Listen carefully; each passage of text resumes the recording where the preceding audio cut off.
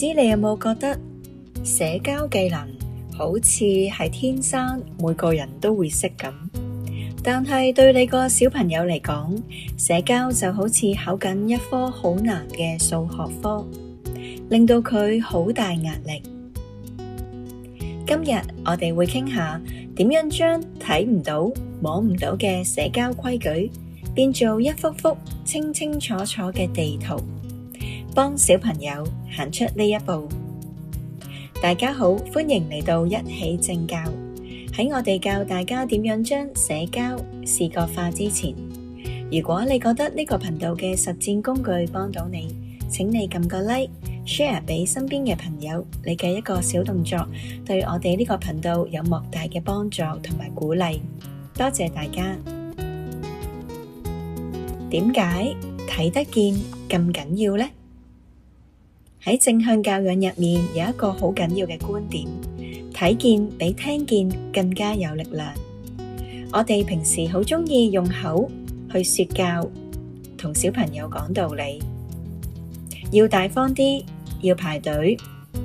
但係呢啲說話對於小朋友嚟講，其實係好抽象，所以我哋要學識用工具，例如可以整一啲社交嘅圖卡，將分享拆解做具體嘅步驟。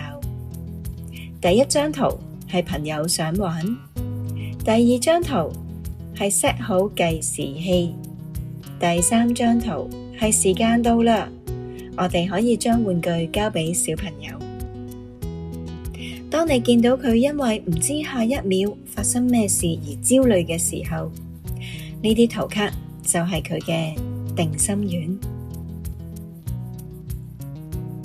有限嘅選擇，賦權，俾權力，而唔係控制。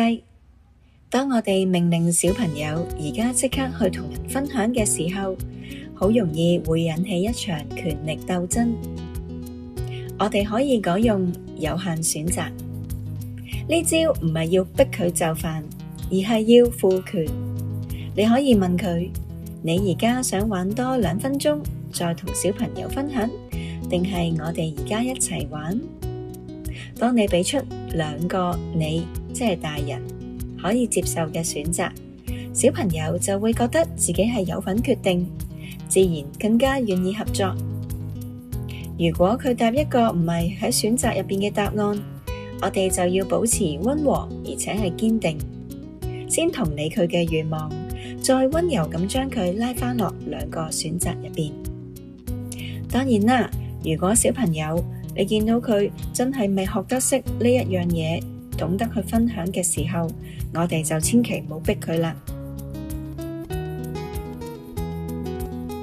解決輪，關係圈，俾咗選擇佢，我哋仲可以整一個解決輪。當佢同小朋友嗌交嗰陣，佢可以望下嗰個轉盤，我應該點做呢？視覺化咁樣去揀一個解決方法，就係例如一齊玩，定係交換玩，還是揾大人幫手。另外，我好推介大家畫一個關係圈，喺呢張紙嘅中間寫小朋友個名，細啲嘅小朋友可以貼佢張相落去，周圍畫出所有支持佢、愛佢嘅大人。呢張圖可以令佢知道，遇到社交挫折嘅時候，邊個係佢嘅最強後盾，大大增加佢嘅歸屬感。今日最後想送俾大家一句說話：我哋唔係要控制小朋友，我哋係要教佢技能。透過視覺化嘅工具降低難度，透過有限度嘅選擇俾佢一份尊重。當小朋友感覺到自己有能力被尊重嘅時候，佢自然就會展現出更加願意合作嘅一面。多謝你收聽今日嘅分享。如果你想我分享一啲社交嘅圖卡嘅範例，歡迎喺下面留言。記得訂閱呢個頻道，同埋撳一撳個鐘仔。我哋下一集會探討信念的力量，相信小朋友創造自我實現嘅預言。記住，照顧好自己，先照顧好小朋友。我哋下次見啦。